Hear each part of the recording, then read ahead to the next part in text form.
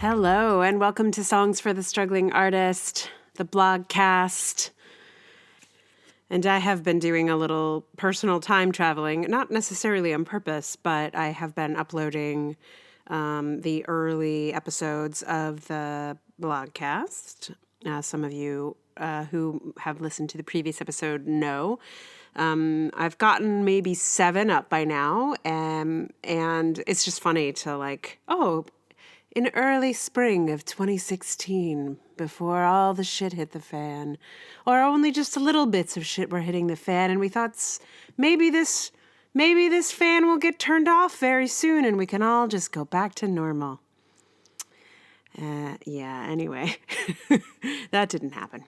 But the other thing is, I'll tell you more about this at the end here, but I've been sort of going through the archives of songs and such. And so it feels like, wow, the past is a crazy place.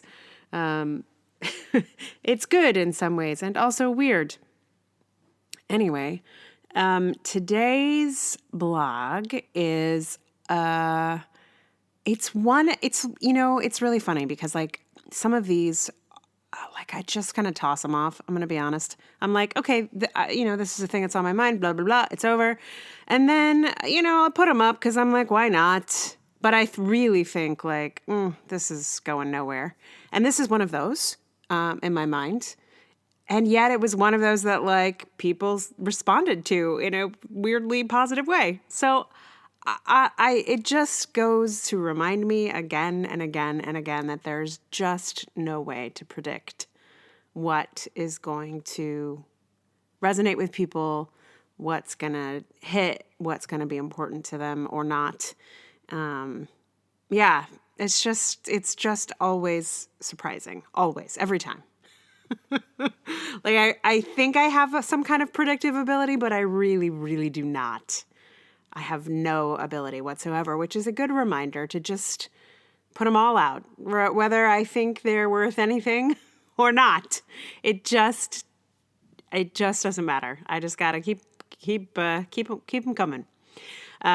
So here it is with that ringing endorsement. I'm sure you're so excited now to hear. Here is my blush. In high school, at forensics meets and auditions, people would often look at my chest and get a concerned look on their faces. "Are you okay?" they'd ask. "You're bright red." I had a rather unfortunate tendency for a performer. When I'd get nervous or excited or just pumped up, my chest would turn red or blotchy. I understand now that it's probably a factor of being an HSP, highly sensitive person, but at the time it was just embarrassing. It mostly doesn't happen anymore. I don't know whether I've evened out or have fewer opportunities to perform, or when I do, I don't get nearly as nervous, or if it's the quieting down of an aging nervous system, or maybe I just don't look in the mirror that much, but I haven't seen that bright red chest blush in ages. Last night, though, I went in to brush my teeth, looked in the bathroom mirror, took one glance at my chest, got a concerned look on my own face, and asked myself, "Are you okay? You're bright red." And then I realized that in the process of re-engaging with a play I'd previously abandoned, I'd gotten myself as worked up as I used to get when I was performing in high school. I know writing is as physical an act as anything, but it's not usually as physical as that. But here's what happened. Quite a few years ago, I started work on a play about Victoria Woodhull. I worked on it at a residency in Maine and did a preliminary reading there and then back in NYC 6 months later. I submitted that play and proposals to work on that play to all the developmental programs and all the residencies, and no one gave a damn about it but me and the tiny handful of people who read it or heard it in 2017. Other projects stepped forward and pushed this one aside. I worked on my book for young people during my residency in Vancouver. I wrote a whole new play for the Shakespeare contest at the American Shakespeare Center. The Woodhull play just sort of fell by the wayside. I didn't actively abandon it. I just never picked it back up to fix those problems in Act 2 that revealed themselves. after the last reading at Flushing Town Hall. But I love these characters. I love the play, actually, and the pleasure of re-engaging with its difficulties is actually very sweet. And according to my body's blushing system, it's a lot more exciting than I realized as well. Not very many people would seem to be as interested in my play's questions as I am, but after seeing that old high school chest flush return, I know that the re-engagement is as potent as any performance. I also recognize that this is the good part, actually. Whenever, if ever, this play sees production, it will be as agonizing as sweet to see it realized. While I would surely rejoice loudly and wildly to see it on stage, it will always be compromised. There will inevitably be those moments of agony at misspoken text or misplaced emphasis or whatever details might arise. This writing flush is the play's purest joy for me, I suspect. And I'm writing this now, so I remember it. I just checked to see if maybe podcasting gives me the blush, the chest blush flush. It did not this time, but that doesn't mean it doesn't happen.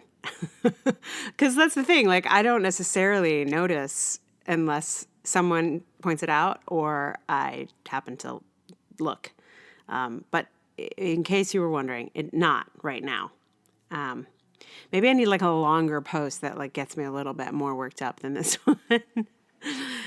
Anyway, so yeah, blushing. Do you guys do it? Am I the only one who's like a weird red turning person? It is apparently really connected to how you're wired, and highly sensitive people tend to have this particular quirk.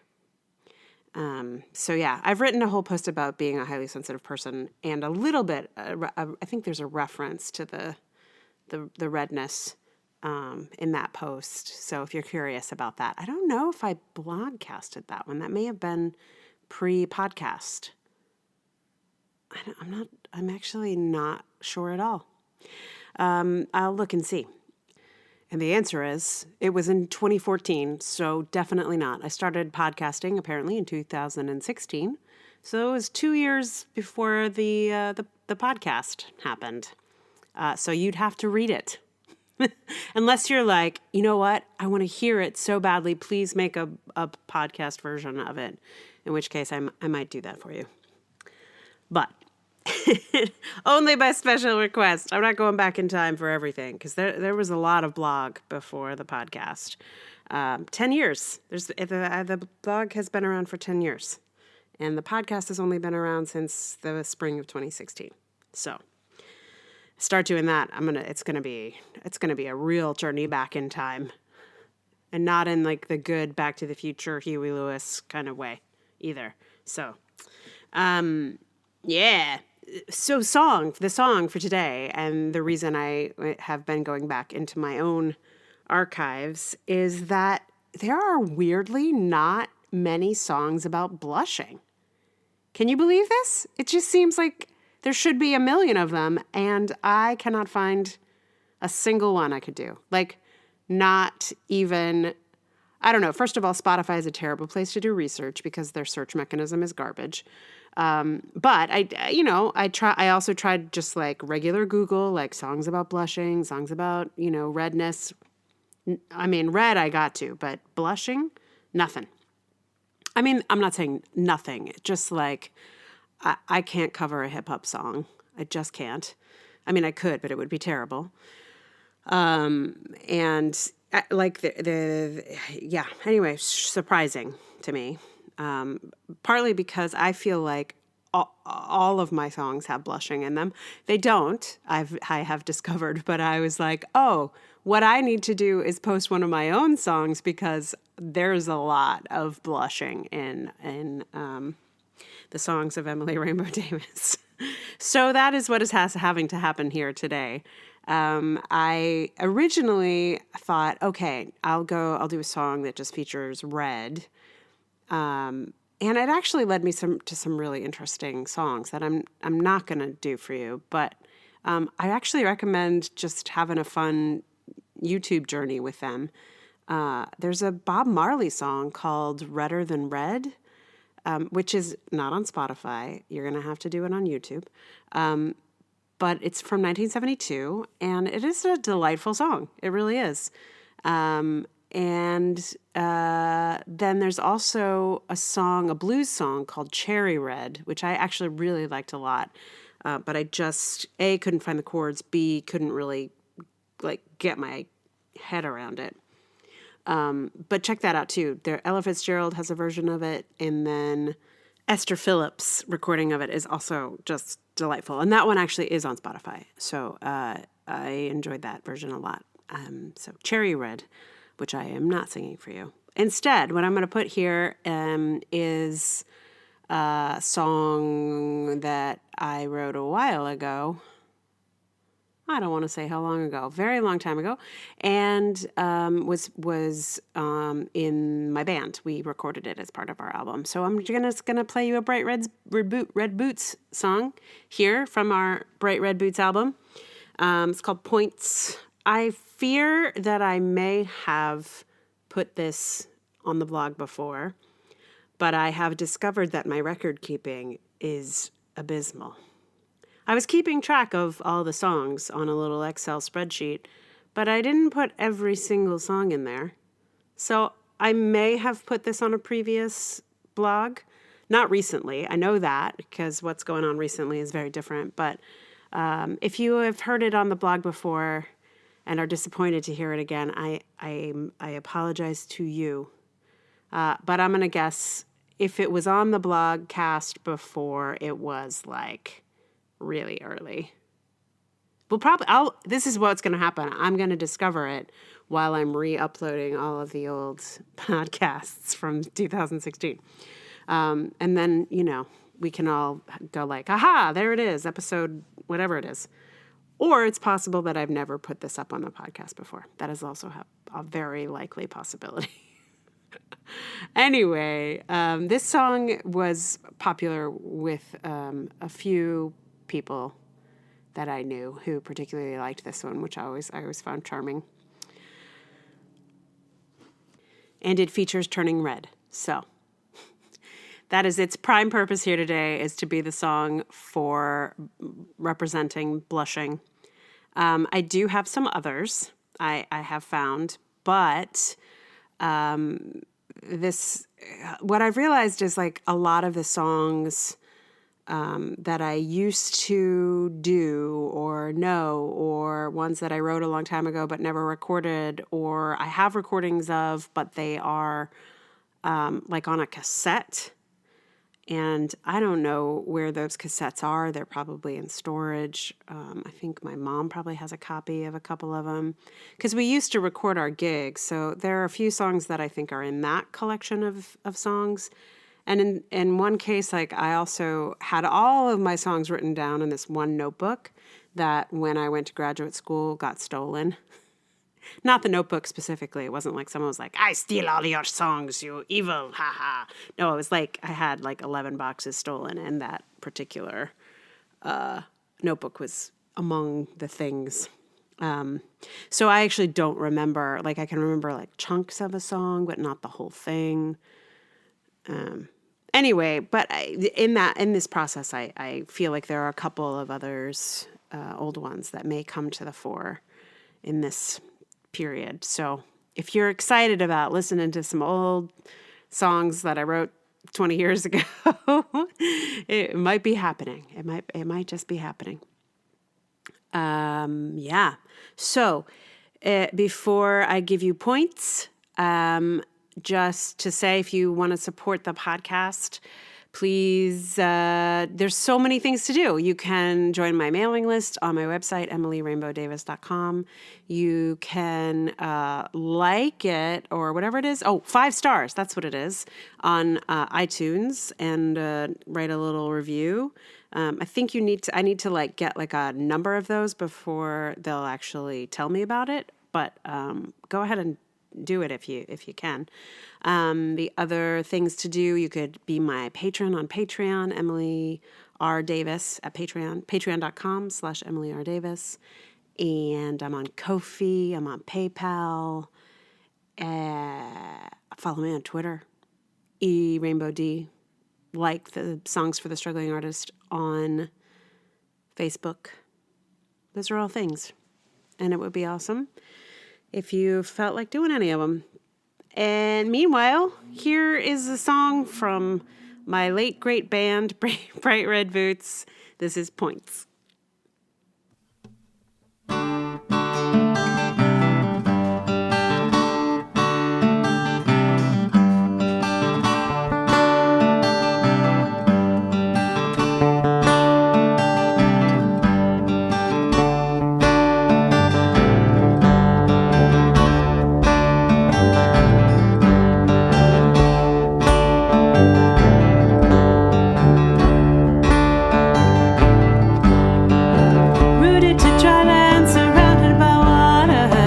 Wishing I was a fisherman's daughter, I could curse with the worst of the boys, beat them at their game, make the most noise.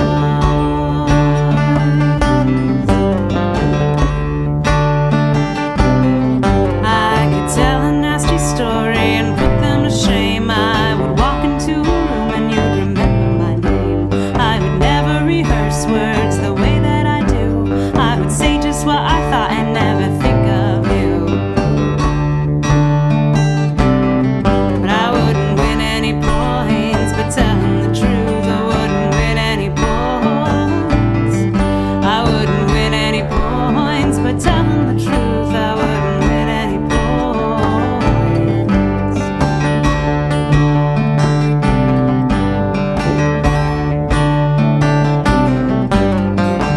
See, in my house the words are in books. Learn to read the subtlest looks. We never snap and we never shout, but somehow the truth will out.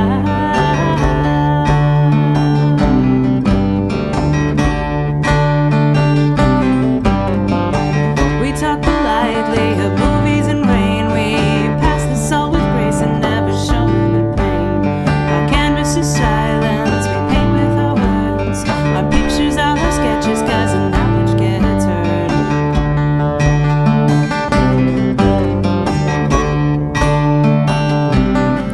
Now I take my human clay and I mold it in a bolder way. I never was too much good at small talk anyway. But I haven't won any points for telling the truth. I haven't won any points. I haven't won any points for telling the truth. I haven't won any points.